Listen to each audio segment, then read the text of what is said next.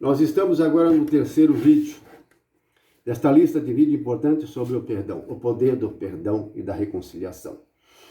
Porque toda a Bíblia Sagrada, desde o Gênesis ao Apocalipse, o assunto principal, o assunto central é reconciliação, é perdão da parte de Deus. Sim, o que nós lemos lá em Atos dos Apóstolos, capítulo 10, versículo 42 e 43, foi Jesus Cristo que Deus constituiu como o Senhor, juiz dos vivos e dos mortos. A fim de quê? A fim de perdoar, a fim de purificar pelo seu sangue os pecadores, nós, aqueles que estão vivos. Então, Deus lhe deu o poder de perdoar. Deu. E passou esse poder aos seus escolhidos, apóstolos, e eles aos seus sucessores. Então, em nome de Jesus Cristo, nós alcançamos o perdão dos pecados.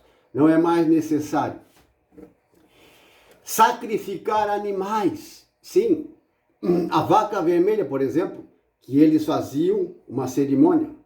Faziam uma cerimônia de sacrifício, uma vaca vermelha, a fim de tirar dali a água lustral, a água de purificação. Purificação que? Das impurezas e dos pecados. Eles usavam isso, o sumo sacerdote e os sacerdotes, no tempo de Moisés e depois, até o tempo de Jesus Cristo, quando o templo estava lá, era usado água lustral para a purificação dos pecados e das impurezas dos filhos de Israel. Isso era uma ordem, um mandamento. Está lá no livro do Levíticos, o manual dos sacerdotes.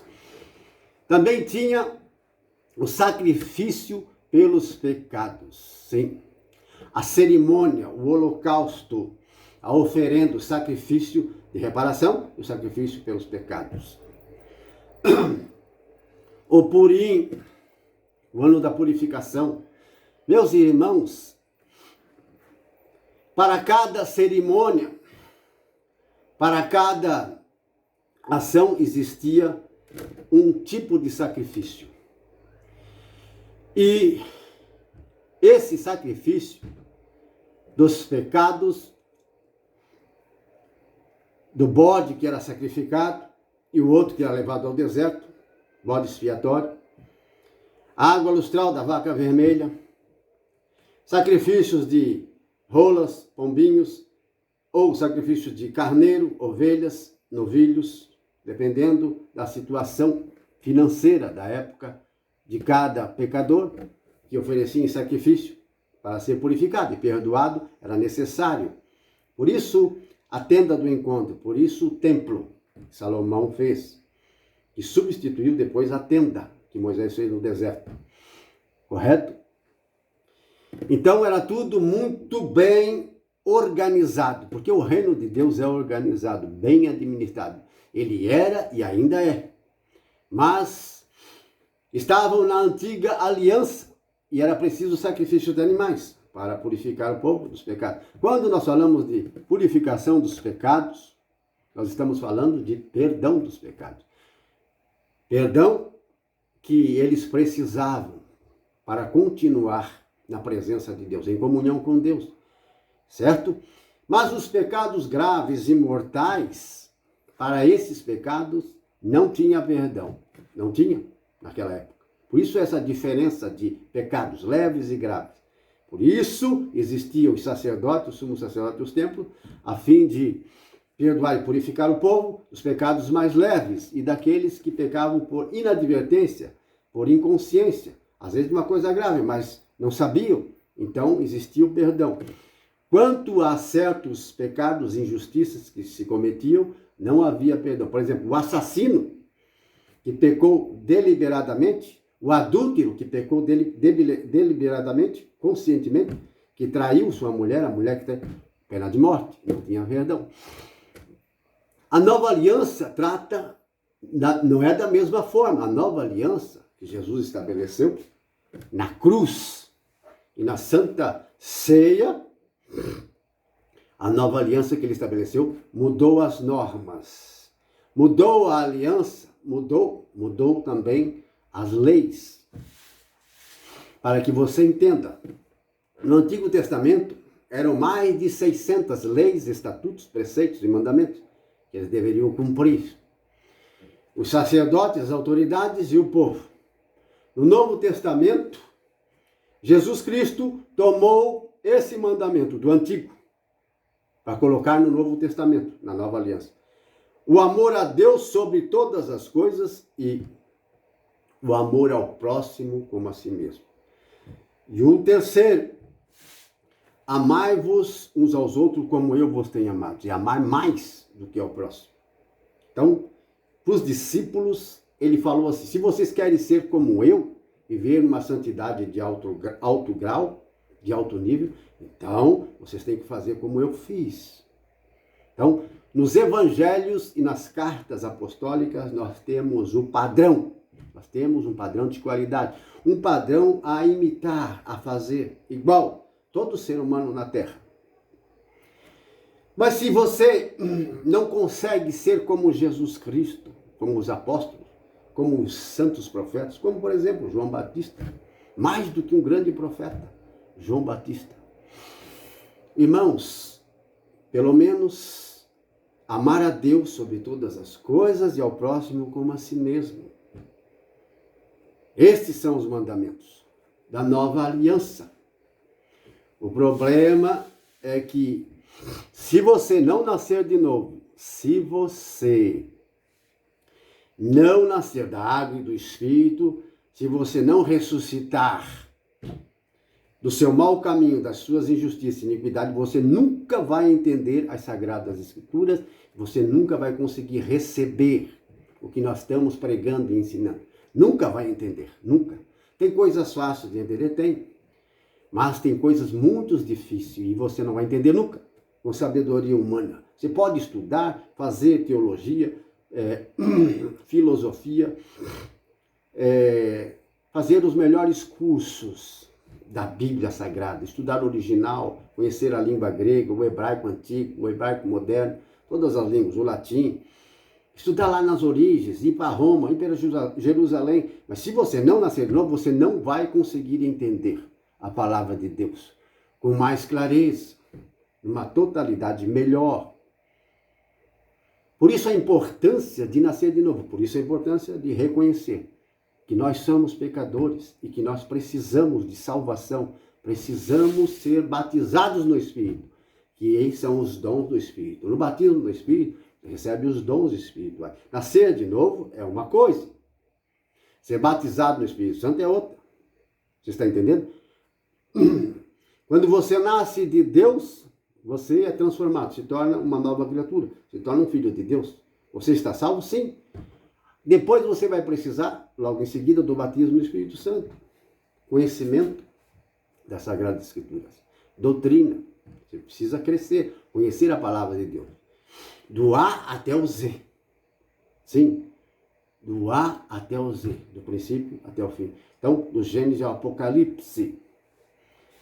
Estudar, e isso às vezes demora, para uns mais, outros menos, para você crescer espiritualmente. Então, tem um batismo no Espírito Santo que todos devem desejar, todos precisam do batismo no Espírito Santo, porque é uma força vinda do alto, que os apóstolos receberam, que Jesus prometeu, conforme a promessa do Pai. Vocês serão batizados no Espírito Santo. João Batista vos batizou com água, mas vocês serão batizados com o Espírito Santo. E com poder, com fogo, dons espirituais, para que você seja uma testemunha, para que você possa também levar o seu testemunho e a conversão outros irmãos que estão na morte, no mundo, na prática da injustiça, que precisam de salvação. Então você será muito mais útil com o batismo no Espírito Santo. Se você ainda não recebeu, não tem dons espirituais, sente que não é cheio do Espírito, é uma prioridade na sua vida pedir a Deus. Se você não crê, você nunca vai receber. Mas se você crê, você vai ter uma experiência extraordinária. E é tudo o que importa, uma experiência sobrenatural. Como eu tive e conheço muita gente que teve. São milhares e milhares de gente que já tiveram e que estão tendo essa experiência no Espírito. Batismo no Espírito. Receber dons espirituais. Unção para pregar, para ensinar. Conhecimento maior. São portas que se abrem, portas novas que se abrem, para que você entenda ainda mais a palavra de Deus, a vontade de Deus, você vai entender mais. Não significa que as pessoas que têm dons espirituais, elas têm que ser santa, perfeita. Não. Não. O batismo no Espírito Santo é para dar uma força, um poder, para dar a você dons, a fim de conquistar almas para Deus. Mas você pode se perder com dons? Pode. Isso está escrito em Mateus capítulo 7. A pessoa pode se encher do Espírito e depois ela começar a se exaltar, ficar orgulhosa e perder esse batismo, isto é, essa força, a presença de Deus. Pode não perder o dom, sim, mas a presença do Espírito Santo. Continua tendo dons, continua, mas está na escuridão. E não sabe disso? Porque o orgulho cega, amados irmãos. Por isso está escrito lá, muitos me dirão em meu nome, Senhor, não nos conheces, expulsamos demônios, fizemos milagres, curamos. Não nos conhece? Não. Apartai-vos de mim, vós que praticais a iniquidade. Isto é, vocês que praticam injustiça. Tem pecado de estimação aí, tem imoralidade sexual, tem adultério, tem orgulho, tem amor à riqueza, dinheiro. Não reparte o que tem. Estão ensinando o erro em nome de Deus e coisas graves vão se perder. Então, irmãos, é importante sim, mas se você não se manter na humildade, que é a parte mais importante para todo cristão, humildade, como Pedro, Tiago falando a mesma língua, os apóstolos falam, mas está registrado na carta de Pedro, lá na primeira carta, capítulo 5, ali tem um versículo que diz, revesti-vos todos da humildade, porque Deus resiste ao soberbo, mas dá sua graça aos humildes. É a palavra dos provérbios lá. Deus resiste aos soberbos. Lembra que nós falamos que o WhatsApp de muita gente, o WhatsApp do Espírito, da oração, o WhatsApp seu com Deus, seu contato, sua comunicação com Deus foi bloqueada. Quem bloqueou? Você mesmo, nós mesmos, com o nosso ressentimento, nossa mágoa, nosso orgulho, bloqueia. Então a gente pensa que está certo, está no caminho certo, está fazendo a coisa certa, mas não está.